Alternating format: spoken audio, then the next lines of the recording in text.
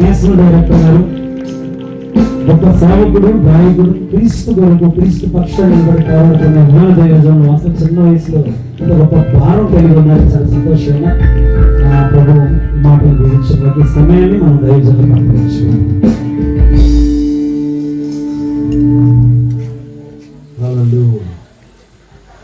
ఒకసారి అందరం వెళ్ళి చెప్పేసి హల్లెలూయా చెప్తాం. హల్లెలూయా. అవును సార్.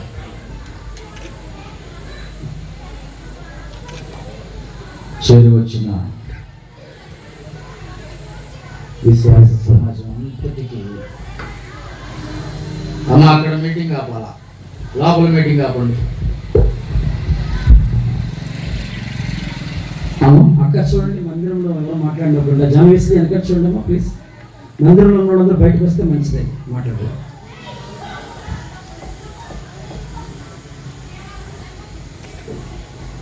విశ్వాస సమాజం అంతటికి ప్రభు అయిన యేసుక్రీస్తు వారి నామములో శుభాలు తెలియజేస్తూ ఉన్నాను. అందరికీ వందనాలమ్మా, బాగున్నారా? అలాగే వేదిక ముందు ఉన్నటువంటి దైవజనులు, అత్యధిక మహారథులందరికీ వందనాలు తెలియజేస్తూ ఉన్నాను. నన్ను ప్రేమతో ఆహ్వానించినటువంటి దైవజనులు తమ్ముడు ఇసాక్ గారికి, అలాగే వారి కుటుంబ సభ్యులకు, అలాగే అక్క క్రీస్తు అనే గారికి నా నిండు వందనాలు తెలియజేస్తూ ఉన్నాను. వారికి అభినందనలు తెలియజేస్తూ ఉన్నాను. Praise the lord. దేవుడు మిమ్మల్ని ఇంకా బహుగా దీవించి ఆశీర్వదించును గాక. ఆమేన్. ఈరోజు కార్యక్రమం ఏంటండి? అందరూ నా వంక కొద్దిసేపు చూస్తూ ఈ మాటలను వినండి. ఈరోజు ఏంటి కార్యక్రమం? ఆలయ ప్రతిష్ఠ రోజు. ఆలయ ప్రతిష్ఠ రోజు ఎంతో ఉత్సాహంగా ఉండాలి మీరందరూ. 1వ తరగతి అయిపోయి 2వ తరగతిలోకి వెళ్ళినోడికి ఎంత సంతోషంగా తండ్రి మరలా కొత్త బట్టలు, కొత్త బూట్లు అన్నీ చక్కగా కొత్తవి అప్పగించి మరలా వీడు ఎదుగుతూ ఉన్నాడు అని చెప్పి ఎంత సంబరపడిపోతూ ఉంటాడో, అలాగే ప్రభు అప్పగించినటువంటి పరిచర్యల్లో 1 సంవత్సరం గడిచింది, సంబరపడ్డాడు. 2వ సంవత్సరం గడిచింది, ఇంకా సంబరపడ్డాడు ఆయన. 3వ సంవత్సరం గడిచింది, ఇక 6వ ఏటలోనికి కూడా ప్రవేశించాం. హల్లెలూయా, హల్లెలూయా. దేవాది దేవునికి బాగా ఇష్టమైన పరిచర్య సంఘ పరిచర్య. ఆయన చేస్తున్నటువంటి ఆలోచన విధానం అంతా కూడా సంఘము ఎడల ఆయన ఆలోచన. పౌలు కూడా మాట్లాడతాడు, మీరు ఎలాగైనా తొలగిపోతారేమోనని నేను భయపడుతున్నాను అని అంటాడు పౌలు. ఎందుకని? నేను మిమ్మును క్రీస్తుకు ప్రధానము చేసి తిని. హల్లెలూయా. సంఘము అనగా క్రీస్తుకు ప్రధానము చేయబడినటువంటి సమూహము. ఈ సమూహము ఉండవలసిన తీరు ఎలా ఉంటే, ప్రధానము చేయబడినటువంటి వ్యక్తికి ఉండవలసినటువంటి ప్రతి లక్షణము సంఘానికి ఉండి తీరాల్సిందే. హల్లెలూయా. ఓకే, ప్రార్థన చేసుకొని వాక్య ధ్యానంలోనికి వెళదాం. మహాపరిశుద్ధుడా, ప్రేమ కలిగిన తండ్రి, ఈ కైకులూరు పట్టణంలో దైవజనురాలు తల్లి క్రీస్తువాణి గారిని, అలాగే తమ్ముడు ఇసాక్ గారిని, వారి కుటుంబాన్ని ప్రేమించి మీరు ఇచ్చినటువంటి సంఘ స్థావరాలన్నిటినీ మీరు దీవించండి, ఆశీర్వదించండి నాయన. మరి ముఖ్యంగా 6వ వార్షికోత్సవం జరుపుకుంటున్నటువంటి ఈ సంఘాన్ని, ఈ సంఘ సరిహద్దులను, సంఘ పునాదులను మీరు బలపరచండి. మీ యొక్క గొప్ప కార్యాన్ని జరిగించండి నాయన. అలాగే బిడ్డలు నీ మాటను వినటానికి వేగిరపడుతూ వెయిట్ చేస్తున్నటువంటి ఈ బిడ్డలందరి ఎడల మీ యొక్క కృపాకార్యాన్ని జరిగించి ఈ రాత్రి మీ యొక్క ఆత్మ వాతావరణం ఇక్కడ మేమందరం చూచుదాం గాక. మీ యొక్క కృపలో బిడ్డలందరినీ దీవించి ఈ సంఘ పరిచర్యలను బలపరచమని యేసు పరిశుద్ధ నామములో ప్రార్థన చేసి అడిగి వేడుకుంటున్నాం పరమ తండ్రి. ఆమేన్.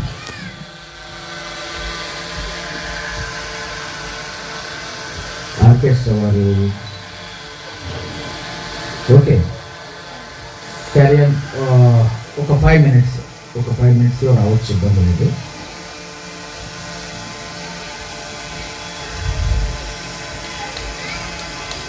పరిచర్యలలో నాకు ఇష్టమైనటువంటి వ్యక్తులు ఎవరు అంటే ఆర్కెస్ట్రా టీం. నిజంగా వారి యొక్క ఆలోచన, ప్రభు కొరకు వారు పడుతున్నటువంటి కష్టం. చాలామందిని చూస్తూ ఉంటాను నేను. తమ్ముడు ఏం చదివామంటే ఎంఏ చేసానన్నా, మరి కీబోర్డ్ ప్లే చేస్తున్నారు. ప్రభు పనమ్మా. తమ్ముడు ఏం చదివారు మీరు అని అంటే, అన్న డిగ్రీ కంప్లీట్ అమ్మా, తబలా ప్లే చేస్తున్నారు, దేవుని పని అమ్మా. హల్లెలూయా, హల్లెలూయా. చాలా చోట్ల స్పీకర్కి ఇచ్చినంత అటువంటి వాల్యూస్ ఆర్కెస్ట్రా వారికి ఎక్కడో అమ్మోళ్ళ ఆర్కెస్ట్రా వాళ్ళకి భోజనాలు పెట్టండి అంటుంటారు. చాలా తప్పది. ఎందుకనంటే దేవుని పనిలో నానా రకాల వ్యక్తులకు ఇయ్యబడినటువంటి పనులు. సంఘ పరిచర్య, సువార్త పరిచర్య, బైబిల్ కాలేజీల పరిచర్య, అలాగే ఇంకా సంగీత పరిచర్య, పాటల పరిచర్య, ఇవన్నీ కూడా దేవుని సువార్త పరిచర్యల్లో భాగమే. హల్లెలూయా. కాబట్టి ఎప్పుడైనా సరే ఆర్కెస్ట్రా టీం వారిని గౌరవించాలి, మర్యాదగా మాట్లాడాలి, మర్యాదగా చూసుకోవాలి. హల్లెలూయా. అయితే దేవుని వాక్య భాగంలోనికి వెళదాం. మనమందరం చాలా శ్రద్ధగా కొద్ది నిమిషాలు ఈ మాటలను వింటూ దేవుని గణపరచాల్సిందిగా కోరుతూ ఉన్నాను. వచ్చేసారా?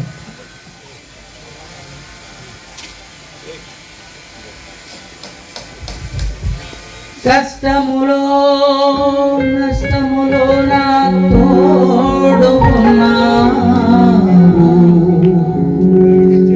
వేదనలో ఆవేదనలో నా చెంత ఉన్నావు. కష్టములో నష్టములో నా తోడు ఉన్నావు, వేదనలో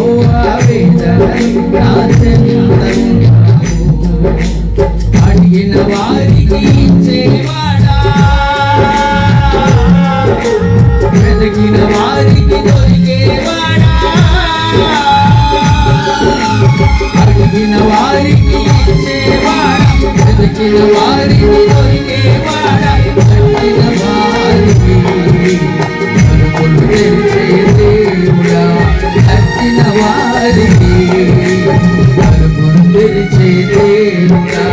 దేవా దేవా నీకే స్తోత్రం, దేవా దేవా నీకే స్తోత్రం, దేవా దేవా నీకే స్తోత్రం, దేవా దేవా నీకే స్తోత్రం. బలో క్రీస్తు మహారాజ్ కి, రాజుల రాజుకి, త్వరలో రానయ్యున్న మెస్సయ్యకు, బలో క్రీస్తు మహారాజ్ కి. ఓకే,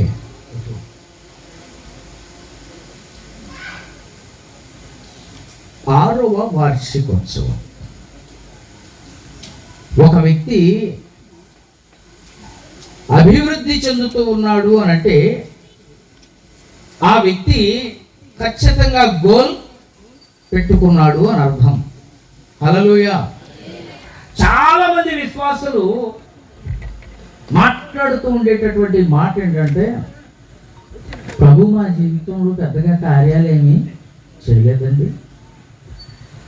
చాలా మంది మాట్లాడే మాట ఏంటంటే, ఏమోనండి పరిస్థితులు చాలా తారుమారుగా ఉన్నాయండి. చిన్న పిల్లోడిని అడిగి ఎల్కేజీ చదివేవాడిని, ఏంట్రా బాగున్నావు అంటే, నేను బాగా బడికి వెళ్ళమంటున్నారు.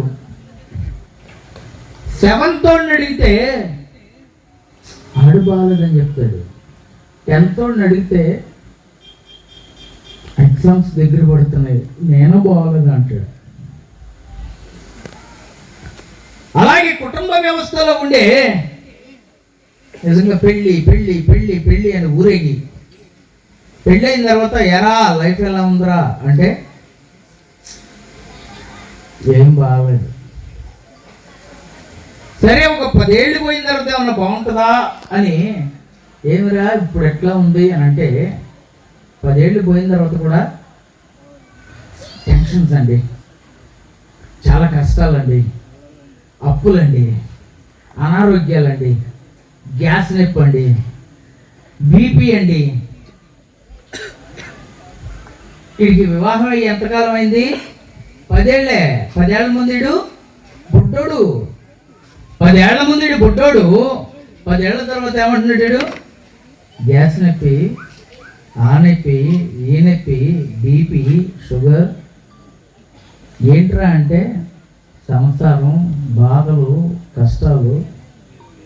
నేనేమంటానంటే, గోల్ లేనోడు ఎప్పుడు తిప్పలు పడుతూనే ఉంటాడు.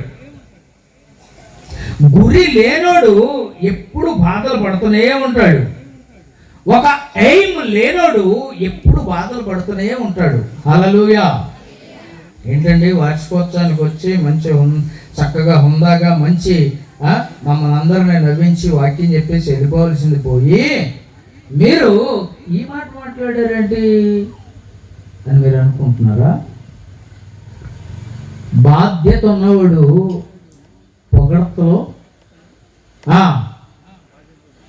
పొగడతలో ఉండవు.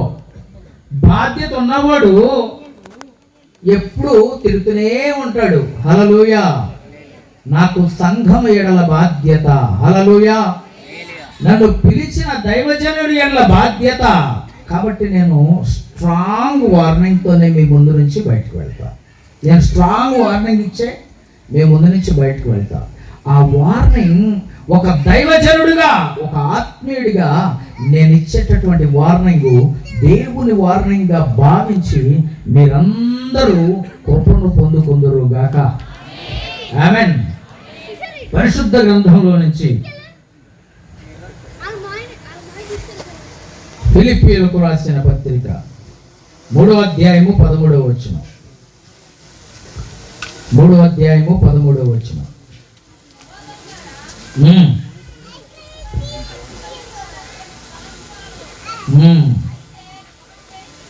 నేను చదువుతానమ్మా. నేను ఇదివరకే పట్టుకుని ఉన్నానని తలంచుకొనను, అయితే ఒకటి చేయుచున్నాను, వెనుకున్నవి మరచి ముందున్న వాటికై వేగిరా పడుచు. హల్లెలూయా.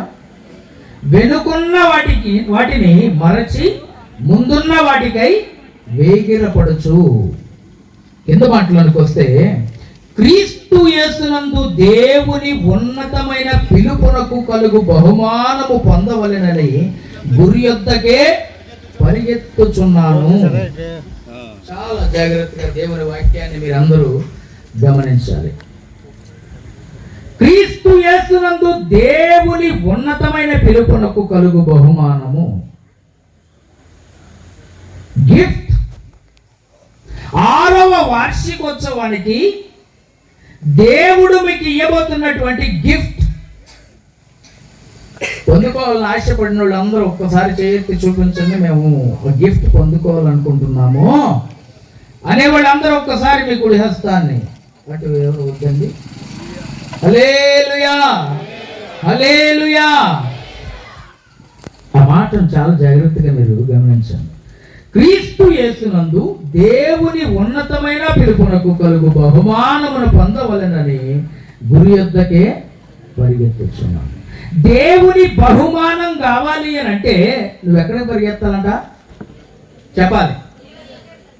ఏందమ్మా కుళాయిల దగ్గర మనకంటే బింది ముందు పెడితే తిరణాలు అయిపోతాయి కదా, అప్పుడు అరిసే అరుపు 100 మంది కూడా అరవట్లా.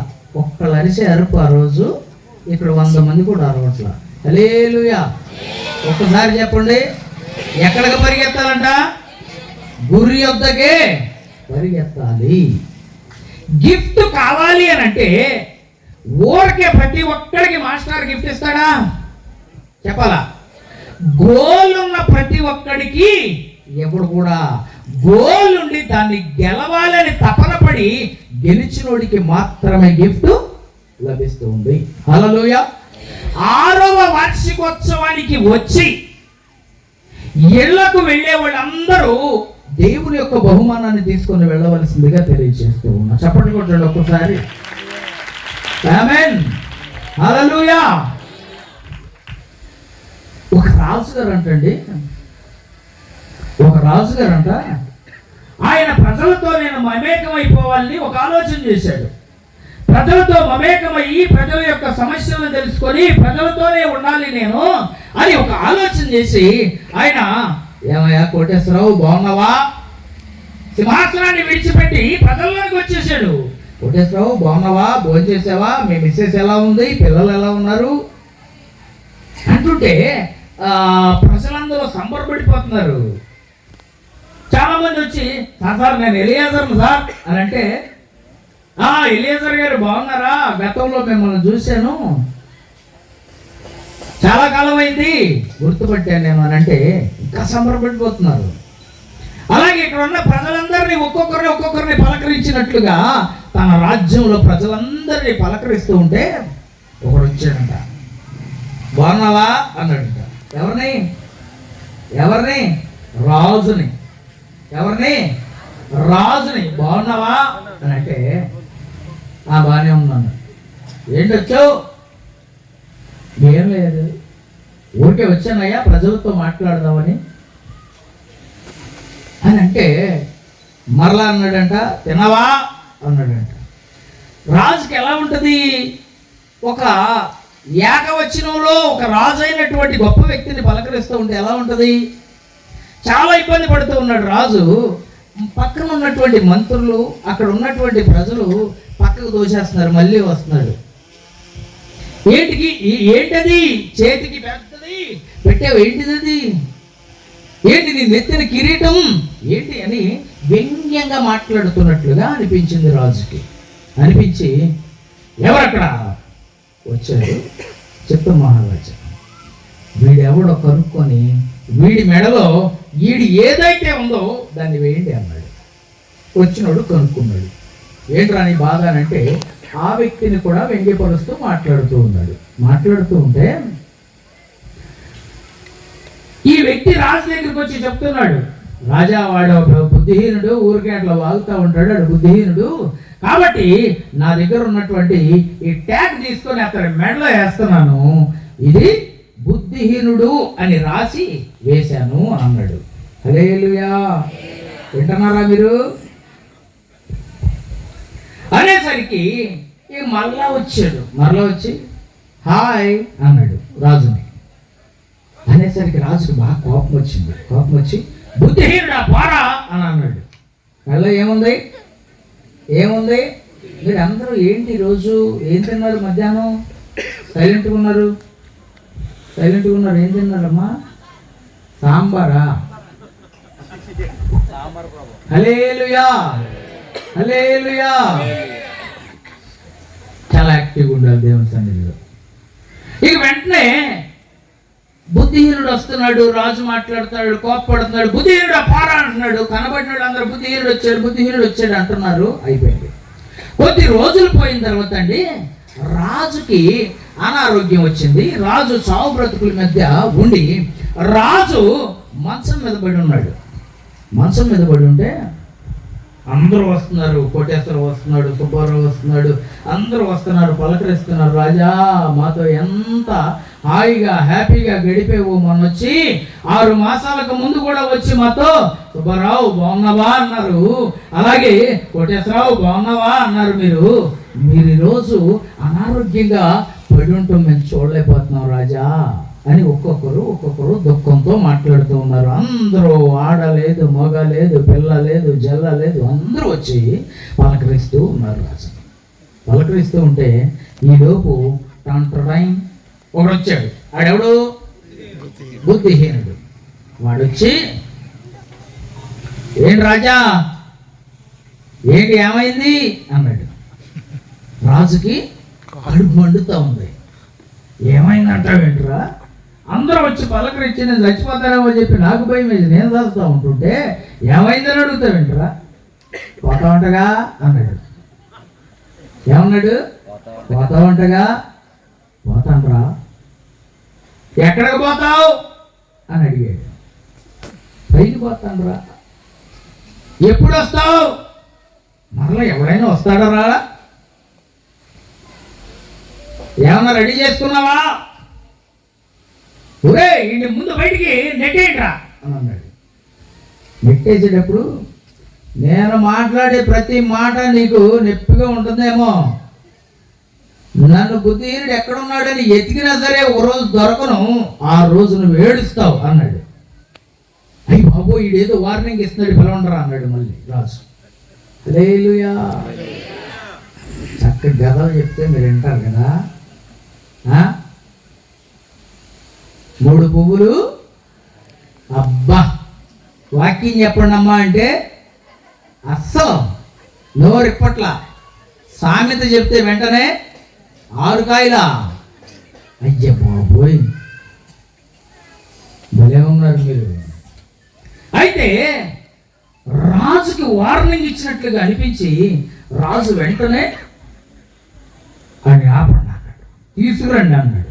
తీసుకురండి అని పక్కన కూర్చోరా అన్నాడు. ఏంట్రా నాకు వార్నింగ్ ఇచ్చావు, నువ్వు ఏదో చెప్పాలని నువ్వు తపన పడుతున్నావు, ఏం చెప్పలేకపోతున్నావు ఏంట్రా అని అంటే, నిన్ను నేను ఏ ప్రశ్నలు అడిగా అన్నాడు. పోతావా అన్నావు అని అన్నాడు. ఎస్ అవును పోతాను అన్నాడు. నెక్స్ట్ ప్రశ్న ఏమడిగా? ఎప్పుడు పోతావు, ఎక్కడికి పోతావు అని అడిగావు. నువ్వేం చెప్పావు? ఎవడైనా అక్కడికి వెళ్ళేవాడు ఎక్కడికి పోతాడు ఏం తెలుసురా అన్నాను. 3వ ప్రశ్న ఏమడిగాను? ఏమన్నా ప్రిపేర్ చేసుకున్నావా, ఏమన్నా రెడీ చేసుకున్నావా, ఏమన్నా సిద్ధపరుచుకున్నావా అని అడిగా. ఏంట్రా తిక్కలోళ్ళ మాట్లాడుతున్నావు అన్నావు. ఇప్పుడు నన్ను అడుగు ఆ ప్రశ్న అని అన్నాడు. ఎవరు? బుద్ధిహీనుడు. నన్ను అడుగు అని అంటే వెంటనే రాజు అడుగుతున్నాడు. పోతావా అన్నాడు. ఎస్ పోతా. ఎక్కడికి పోతావు? నేను ఎక్కడికి పోవాలని ప్రభువు నిర్ణయించాడో అక్కడికి డెఫినెట్లీ నేను నిత్యరాజ్యానికి పోతా. చప్పట్లు కొట్టాడు గట్టిగా ఒకసారి. హల్లెలూయా, హల్లెలూయా. నిత్యరాజ్యానికే పోతా. 3వ ప్రశ్న ఏమన్నా సిద్ధం చేసుకున్నావా అని అడిగావుగా. ఎస్. ఆయన 2వ రాకడలో వచ్చేటప్పుడు సిద్ధపరచుకోమని చెప్పిన ప్రతిదీ కూడా నేను సిద్ధం చేసుకున్నా. చప్పట్లు కొట్టండి ఒకసారి. హల్లెలూయా. ఆయన 2వ రాకడలో వచ్చేటప్పుడు ఏవైతే సిద్ధపరచుకోమని చెప్పాడో వాటన్నిటినీ ప్రార్థన, విశ్వాసము, పాపక్షమాపణ, మారు మనసు, రక్షణ సిద్ధపరుచుకున్నాను. వాటితో పాటుగా గొప్ప సాక్ష్యాన్ని కూడా నేను సిద్ధపరుచుకున్నాను. సాక్ష్యాన్ని సిద్ధపరుచుకున్న వాళ్ళు ఎంతమంది ఉన్నారు ఇక్కడ? చెయ్యొద్దన్నామా? ఒకలా, ఇద్దరా, ముగ్గురా? అయ్య బాబోయ్, హల్లెలూయా. సాక్ష్యం సిద్ధపరచుకోకపోతే నువ్వు క్రైస్తవుడివే కాదు. క్రైస్తవుడైనటువంటి వ్యక్తికి సాక్ష్యము కంపల్సరీ. ఆమేన్. సాక్ష్యము కంపల్సరీ. సాక్ష్యము లేనటువంటి జీవితం నిష్ప్రయోజనం. ఇందాక తమ్ముడు ఐజాక్ మాట్లాడుతూ, ఇసాక్ మాట్లాడుతూ మందిరం కట్టేటప్పుడు ఎవరి వంక చూడలా, ఎవరిని అడగలా, ఎవరితో మాట్లాడలా. ఆ సందర్భాన్ని గురించి నేను ఎవరితో సంభాషణ చేయలా, ప్రభుతోనే సంభాషణ చేశా అని మాట్లాడుతున్నారు. ఆ మాట నాకు నిజంగా ఇక్కడ కూర్చొని చప్పట్లు కొట్టేశాను నేను. హల్లెలూయా. ఎందుకో తెలుసా, దైవజనుడికి దేవుని మీద కాన్సన్ట్రేషన్ ఉండాలి. చప్పట్లు కొట్టండి గట్టిగా. దైవజనుడికి దేవుని మీద కాన్సన్ట్రేషన్ ఉండాలి. దైవజనుడు అనేటటువంటి వ్యక్తి మందిరము మీద ఎంత కాన్సన్ట్రేషన్ ఉంటుందో దేవుని మీద అంతే కాన్సన్ట్రేషన్ ఉంటుంది. మందిరం మీద కాన్సన్ట్రేషన్ లేకోకుండా ఉండేటటువంటి వ్యక్తి దేవుని మీద కూడా కాన్సన్ట్రేషన్ ఉండదు, కంపల్సరీ. హల్లెలూయా. ఎంతమంది వార్షికోత్సవాలు చేస్తున్నారండి అని అడిగితే చాలా తక్కువ అండి. వార్షికోత్సవాలు చేయరు, సర్వసాధారణంగా చాలా తక్కువ, రేర్. వార్షికోత్సవాలు చేస్తున్నారు అని అంటే ప్రభువు మీద అపారమైనటువంటి గౌరవం. ప్రభువు నాకు ఇచ్చిన ప్రతిదీ కూడా కృతజ్ఞతతో నేను ఆయనకి మరలా చూపించాలి, కృతజ్ఞతతో నేను చూపించాలి. ప్రభువా, నీవిచ్చిన 2 తలాంతులు 4 తలాంతుల్ని చేశా. గోల్. నీవిచ్చిన 5 తలాంతులు 10 తలాంతులు చేసి చూపిస్తా. హల్లెలూయా, హల్లెలూయా. నాకు బాగోలేదండి, నేను బాగోలేదండి, నేను క్రైస్తవ్యంలోకి వచ్చి ఇంతకాలం అయిందండి. ఏంటండి పరిస్థితులు ఏం బాగోట్లా? నీకు గోల్ లేదు, నీకు గురి లేదు. గురి కలిగిన విశ్వాసం అయితే నీ యొక్క ఆలోచన విధానం పరిపూర్ణంగా మారిపోద్ది. నీ ఆలోచన విధానం దైవికమైన మారిపోతుంది. శారీరకమైన థాట్స్, నాకు అది కావాలి, ఇది కావాలి, అది కావాలి, ఇది కావాలి ఉండదు. మొన్న నేను ఒక సాక్ష్యం చెప్పా. మంటతో ఒకడు నా దగ్గరికి వచ్చి ఏదేదేదేదేదో చెప్తున్నాడు. వాడికి చెప్పా, ఒరే పీటర్ పుట్ట అనేవాడు చచ్చేటప్పుడు కనీసం జేబులో 500 కూడా లేకుండా చేస్తా. హల్లెలూయా. పీటర్ పుట్ట అనేవాడు చచ్చేటప్పుడు ఒక్క ప్రాపర్టీ కూడా లేకుండా చేస్తా. పీటర్ పుట్ట అనేవాడు చచ్చేటప్పుడు దేవుని ఎడల ప్రేమతో హతసాక్షిగానే చేస్తా. హల్లెలూయా. ఎందుకు చెప్పాను తెలుసా? చాలా మంది అనారోగ్యమో, ఆరోగ్యం కావాలనో, ఇంకోటో ఇంకోటో ఇంకోటో ఇంకోటో, ఇవన్నీ ప్రభువుకు ఆఫ్టర్ ఆల్ అండి. ఇవన్నీ ఆఫ్టర్ ఆల్. సేవకుడు కూర్చొని ప్రార్థన చేస్తే, కాన్సన్ట్రేట్ చేసి ప్రార్థన చేస్తే దేవుడు అద్భుతం చేస్తాడు. ఆమేన్. సేవకురాలు ఒక మాటను ఆజ్ఞాపిస్తే దేవుడు ఆ మాటను స్థిరపరుస్తాడు. హల్లెలూయా. కానీ మనం వీటి దగ్గర తిరుగుతూ ఉంటాం. నీవైపోయినాయి అయ్యా, గేద పాలు ఇవ్వట్లేదయ్యా, మా కుక్క అరవట్లేదయ్యా, పామును చూశానయ్యా, ప్రార్థన చెయ్యయ్యా, ఇక్కడిక్కడ తిరుగుతూ ఉంటుంది క్రైస్తవ్యం యొక్క నాడి. ఈరోజు పబ్లిక్గా నేను ఈ మాటను ఎందుకు చెప్తున్నానో తెలుసా? ఈ మాటలు పబ్లిక్గా నేను చెప్పడానికి గల కారణం ఏంటో తెలుసా? చాలా మంది వ్యంగ్యపరుస్తుంది ఈ సందర్భాలనే. మీ దేవుడు అది చేస్తాడంటగా, ఇది చేస్తాడంటగా, ఇది చేస్తాడంట, అది చేస్తాడంట. అవిశ్వాసుల ఎడల కార్యాలు జరగవు. ఒక పెక్కలోడు అన్నాడు, అజ్జయ్ ఇజ్జయ్ ఇజ్జయ్ అజ్జయ్ అన్నాడు. వీడిని నడిపించు, ఆడిని ఎత్తు, ఆడిని పాస్ అయ్యేటట్టు చెయ్యనంటే వాడు ఏం చేస్తే వాడికి ప్రతిఫలం ఖచ్చితంగా వస్తుందా రాదా? హల్లెలూయా. గురి కలిగిన భక్తి లేకపోతే ప్రతిఫలం రాదే రాదు. గురి కలిగిన విశ్వాసిగా ఉంటే ప్రతిఫలం దేవుడు ఇస్తాడు. హల్లెలూయా. బైబిల్ గ్రంథంలో ఈ మాటను చదువుతూ ఉండగా నాకు ఒక వ్యక్తి గుర్తొచ్చాడు.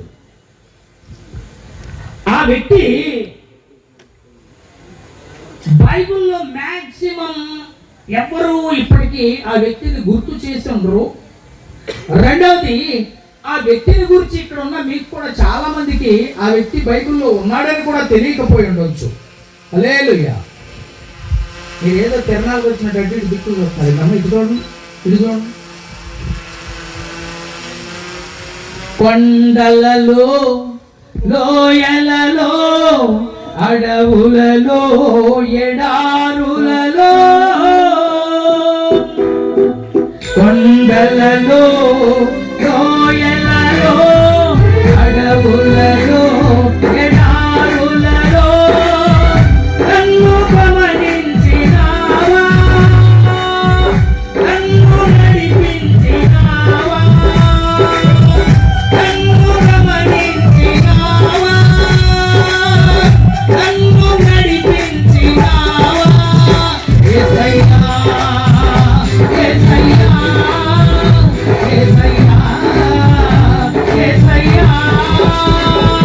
నిన్నే నిన్నే కొలుతున్నయ్యా, నీవే నీవే నా ఆసువయ్యా. నిన్నే నిన్నే కొలుతున్నయ్యా, నీవే నీవే నా ఆసువయ్యా.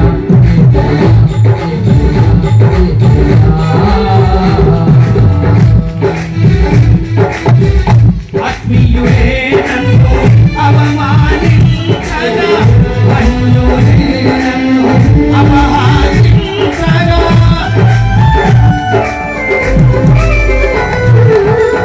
ఆత్మీయుడే నన్ను అవమానించగా, అన్యుడే నన్ను అపహాసించగా, అన్న నీవై నీవయ్యా, కొండ నీవే యేసయ్యావే, అన్న నీవై నీవయ్యా, కొండ నీవే యేసయ్యా. యేసయ్యా, యేసయ్యా, యేసయ్యా, యేసయ్యా. నిన్నే నిన్నే కొలుతున్నయ్యా, నీవే నీవే నా ఆసువయ్యా. నిన్నే నిన్నే కొలుతున్నయ్యా, నీవే నీవే నా ఆసువయ్యా.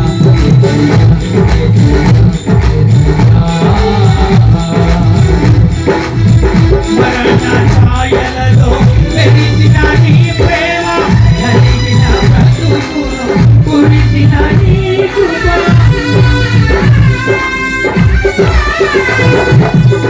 మరణ ఛాయలలో వెలిసిన నీ ప్రేమ, నలిగిన బ్రతుకున కురిసిన నీ కృప. నన్ను బలపరచెనయ్యా, నిన్నే ఘనపరచునయ్యా, ఓ నన్ను బలపరచునయ్యా, నిన్నే ఘనపరచునయ్యా. యేసయ్యా, యేసయ్యా, యేసయ్యా, యేసయ్యా, యేసయ్యా, యేసయ్యా, యేసయ్యా, యేసయ్యా. నిన్నే నిన్నే కొలుతున్నయ్యా, నీవే నీవే నా ఆసువయ్యా. నిన్నే కొలుతున్నయ్యా, నీవే నీవే నా ఆసువయ్యా.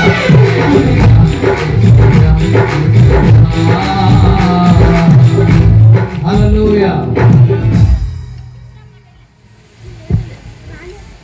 నాకు స్నేహితులు ఎవరు ఎక్కువ మంది ఉన్నారు తెలుసా?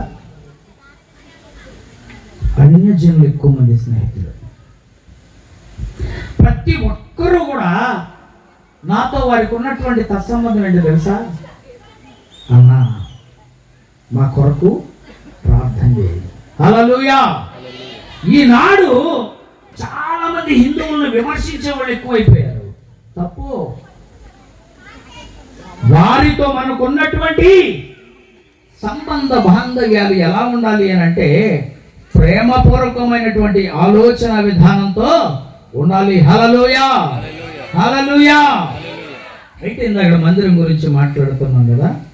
నేను కూడా ఒక మందిరం కడుతున్నా. మందిరం పొడవు వెడల్పులు ఎంత అంటే 2600. ఎంత? 2600 అడుగుల మందిరం. నా బతుక్కి ప్రభుతో అడిగా, ప్రభువా నా బతుక్కు 100 అడుగుల మందిరం ఎక్కువ. ప్రభు ఏమన్నాడు తెలుసా? This is the temporary. Hallelujah. This is the temporary అంటే ఏంటి అర్థం? ఇది